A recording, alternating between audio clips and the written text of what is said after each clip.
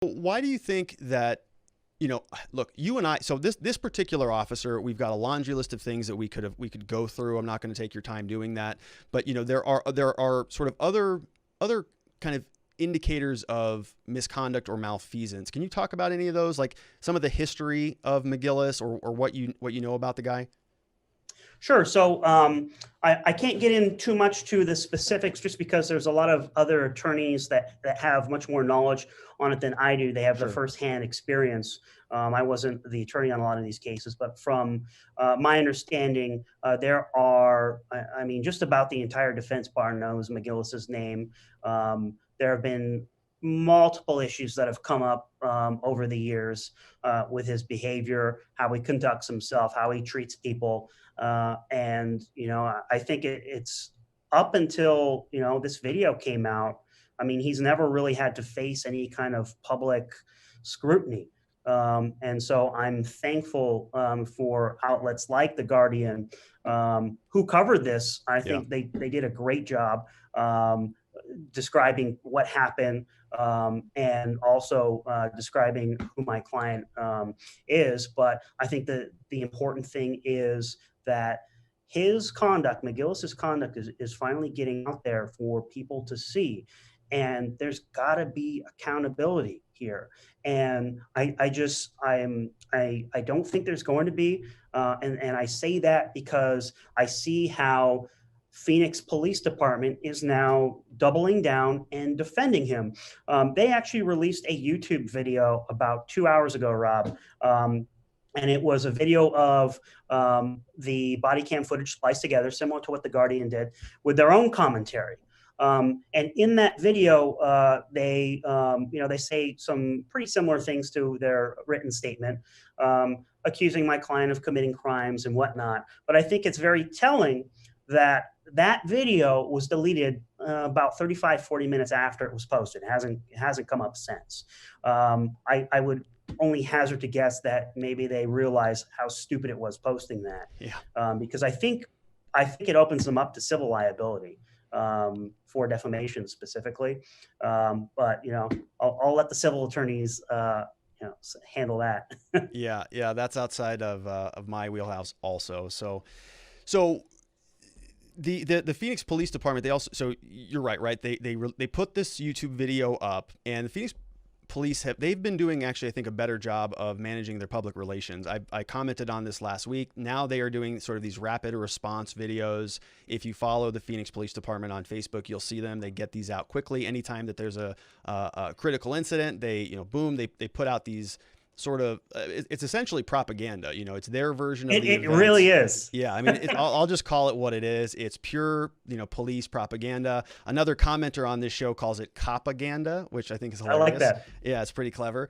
And, it's one of those things that they're trying to get ahead of it. They're trying to release their side of the story so that they control the narrative. But unfortunately, they're leaving out some pretty key things. And I think they got ahead of themselves on this YouTube video one, because I saw it, right? Everybody's passing this video around. We watch it. There's allegations that she was going the wrong way, that she was breaking the law, and that basically, essentially, all of this was deserved and justified. The Phoenix Police Department also released a public relations statement. Did that satisfy you or your client when you read that? That was unbelievable. Yeah. When I read that. I couldn't believe that they came out and were defending him the way that they were doing. I mean, it was just, it was unbelievable, some of the things that they said.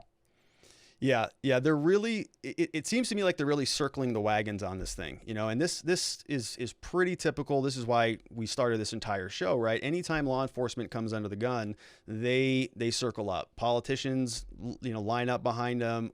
All of the police, the unions have a lot of power, and they rally around their officers who are coming under fire. And officer, it's kind of to tie this all back to my point at the beginning about Phoenix police making a ton of money for the city. Officer McGillis, he drives that DUI van around, and he's just rounding people up, just generating a ton of revenue. Do you think that has anything to do with why some of this misconduct is allowed to sort of fester kind of under the radar?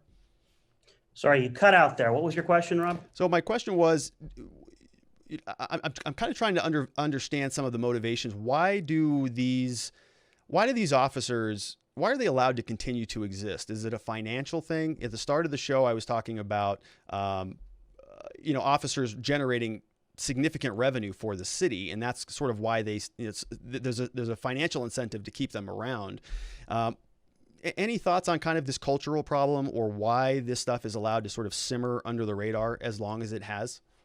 Sure. So, I mean, I think you bring up a really great point as far as officers being revenue generators, specifically in Officer McGillis's case. I don't know if you've looked at his salary online. It's public record. I want to say off the top of my head, I think he makes 150K a year. And with overtime and everything like that, I think it's like upwards of 200K.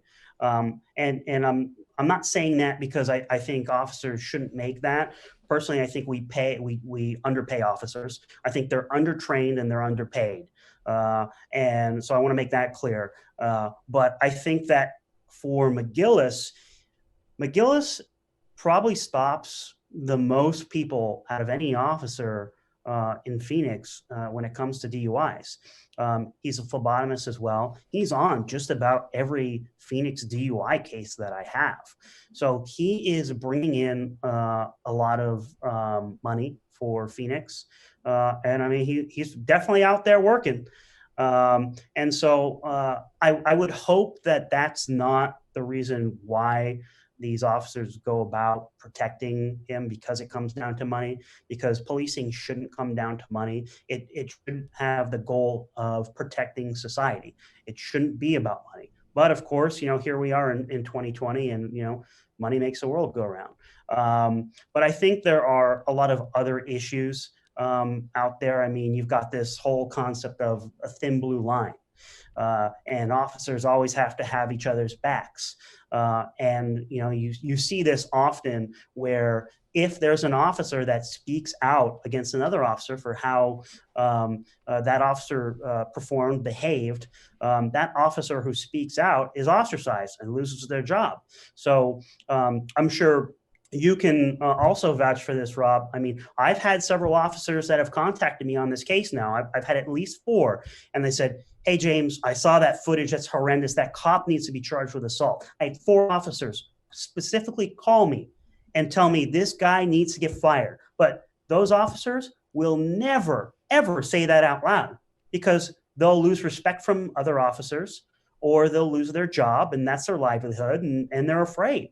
And so we need to create a mechanism in the police force where these officers aren't afraid to speak out against wrongdoing. I mean, look at George Floyd. You saw that video. I mean, the officer had his knee on George Floyd's neck for, I think upwards of 8 minutes, and you have 2 other officers that are just freaking watching, not doing anything. And I would presume that they probably didn't want to get in trouble. They didn't want to get fired. They wanted to seem like they had their other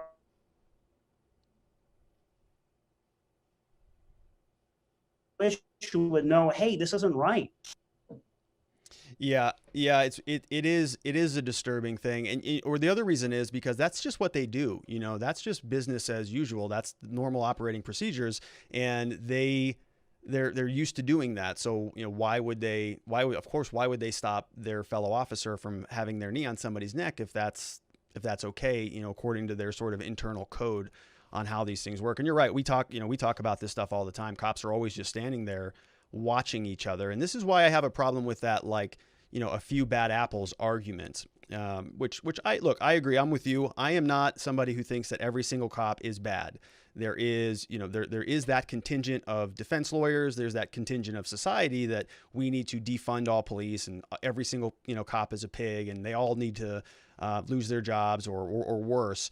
And I certainly don't subscribe to that. I'm with you. I think that if we have, higher quality individuals with better training, more incentives, and better mechanisms for policing our streets, then I think that would be improved.